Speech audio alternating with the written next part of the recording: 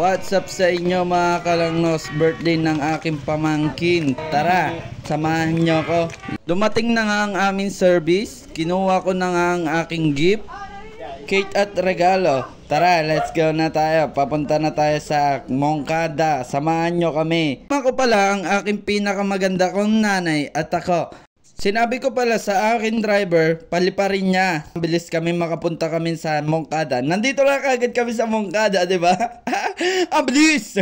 Ting namin, natulog pa si birthday girl. Nung nagising si birthday girl, tara, batiin na natin siya ng happy birthday. Happy birthday, happy birthday.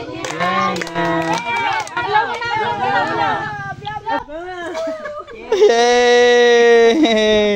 Nung natapos na kami kumain, umalis na kami. Pinuntahan namin si Kalbo. What's up, Kalbo? Kalbo. Sundo na nga namin si Kalbo. Di ba? Kalbo siya.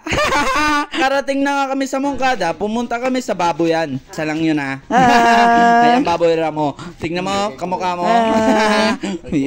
Parang jowa mo.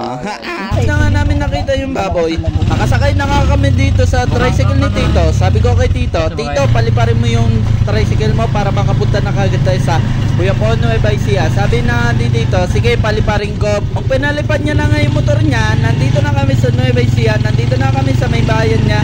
Mabilisan lang.